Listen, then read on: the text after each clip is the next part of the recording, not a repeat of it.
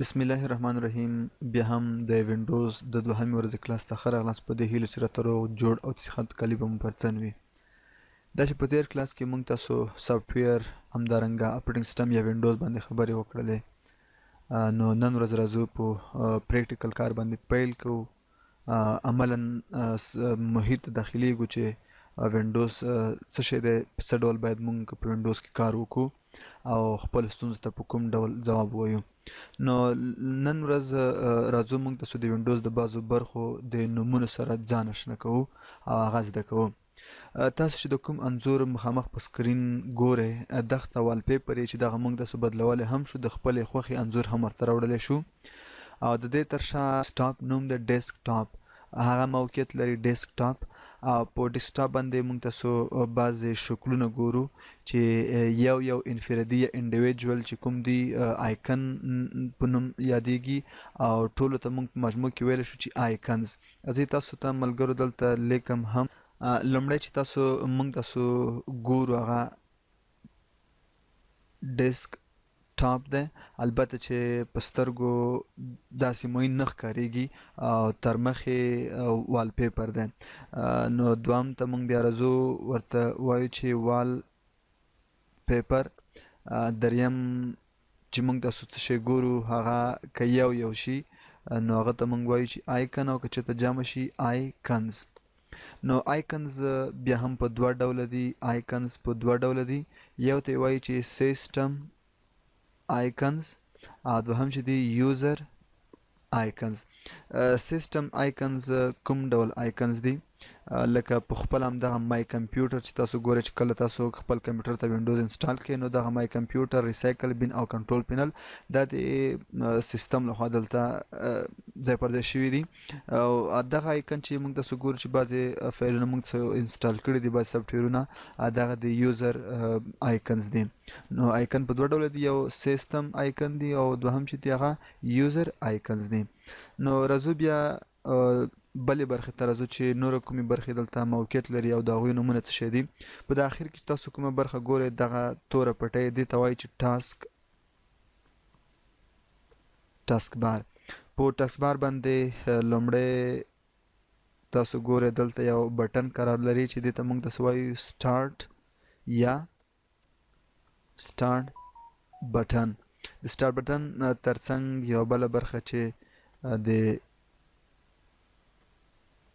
کویک لانچ په نوم دی دغه هم قرار لري او په ښي طرف کې چې کومې برخې دي، لومړی نوټیفیکیشن ایریا دی. نوټیفیکیشن ایریا، د نوټیفیکیشن ایریا ترڅنګ کلاک او د کلاک ترڅنګ ایرو پیک ساحه ده. نو د هرې برخې وظیفې باندې به هم ځان پوه چې هره برخه کومه وظیفه کومه دنده سرته رسوي. دغې نومونه دي، نو نومونه باید تاسو ملګرو له ځان سره یاد کړئ. والپیپر او تر شا یې ډیسکټاپ دی،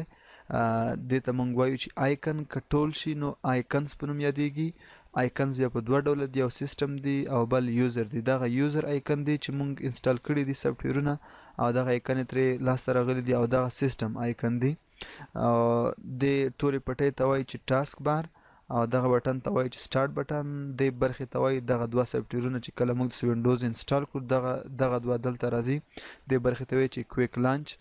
او دغه برخې ته وایي چې نوټیفیکیشن ایریا او دې ته وایي چې کلاک او ترڅنګ یو کوچنی بټن بل هم شته چې دې ته وایي ایرو پیک. اوس راځو کله چې موږ د سټارټ بټن باندې کلیک وکړو نو موږ تاسو ته چې کومه منیو خلاصه شوه دې ته وایي چې سټارټ منیو. او دې ترڅنګ دغه کویک لانچ کې چې څه شی قرار لري د دې له لارې موږ کولی شو انټرنیټ ایکسپلورر چې د وینډوز خپل دی دغه هم استعمال کړو او ترڅنګ دغه کوم مای کمپیوټر ته لنډ لار دی او دغه هم موږ تاسو کولی شو د یو کلیک په کولو سره دغه موږ تاسو پرانیزو او ترڅنګ موږ تاسو کولی شو نور د خپلې خوښې سافټویرونه هم پین کو هغه سافټویرونه چې تاسو غواړئ هغه ته ډېر زر لاسرسی ولرئ نو تاسو هغه سافټویر خلاص کړئ د هغې وروسته رایټ کلیک وکړئ او دلته پین باندې کلیک وکړئ نو دغه سافټویر که تاسو کلوز هم کړئ نو دلته به څنګه شوی وي ځای پر ځای شوی وي دلته نو ته بیا په اسانۍ سره کولی شي دغه سافټویر ته لاسرسی ولرئ او دغه برخه چې د نوټیفیکیشن ایریا دی وظیفه یې دغه دی کله چې موږ سیستم کې کومه ستونزه منځته راشي نو هغه موږ تاسو دلته څنګه کوي خبروي چې د دې برخې ته وایي اکشن سنټر دغه د خبرولو وظیفه د اکشن سنټر دی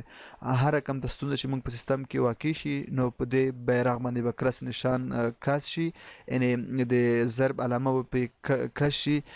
نو موږ تاسو چې کله دلته کلیک وکړو نو پوه به شو چې دې ځای کې کومې ستونزې موږ په سیستم کې راپورته شوي دي یعنې دغه نوټیفیکیشن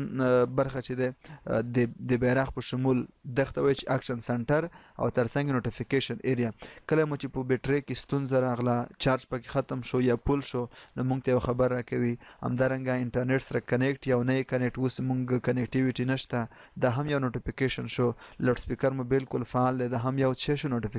نوټیفیکیشن ایریا موږ تاسو د خپل سیستم په مورد څه کوي معلومات یې خبر راکوي د دې ترڅنګ سات موقعیت لري او ترڅنګ ایروپیک دی چې ډېره مهمه وظیفه سرته رسوي که چېرته تاسو په عین وخت کې ډېر پروګرامونه اوپن کړئ او تاسو وغواړئ چې خپل ډیسکټاپ ته زر رسیدګي وکړئ زر لاړ شئ خپل ډیسکټاپ وګورئ نو تاسو دلته راتلی شئ د دې پر ځای چې تاسو یا دغه بټن کلیک کړئ کلوز یې کړئ دغه سافټویر یا یې مینیمایز کړئ ریسټور ډاون یې کړئ یا یې میکزیمایز کړئ نو تاسو د دې پر ځای چې هلته کلیک وکړئ یوازې دلته راشئ په دې کونج باندې ودرېږئ نو تاسو ډایرکټ ډیسکټاپ ته بیایي خو سافټویر بند شوی نه دی یوازې موږ د ستاسو له سترګو نه پناه شولو خو که چېرته موږ تاسو وغواړو چې دغه سافټویرونه ټول منیمایز شي که چېرته موږ په عین وخت کې 20 سافټویر هم اوپن کړي وي خلاص کړي وي وغواړو چې ټول د موږ کلوز کوونه باید کلوز نشي یوازې منیمایز شي ټاسبار ته راشي نو په دې بټن باندې موږ څنګه کوو کلیک کوو چې دغه لنډه طریقه ده کلیک وکړه نو د ستا ټول سافټویرونه څنګه شول منیمایز شول ټاسبار ته راغلل او که چېرته وغواړو چې همدغه سافټویرونه په یو وخت کې دغه 20 سافټویرونه چې تا خلاص کړي دي ډایرکټ بیا میکزیمایز شي نو راشه په همدې ایروپیک باندې کلیک وکړه هغه سافټویرونه چې تا اوپن کړي دغه به ټول څنګه شي میکزیمایز به شي نو د نن ورځې درس په همدې ځای پای ته رسوو تر بیا هیڅ چارې الله مو مل شه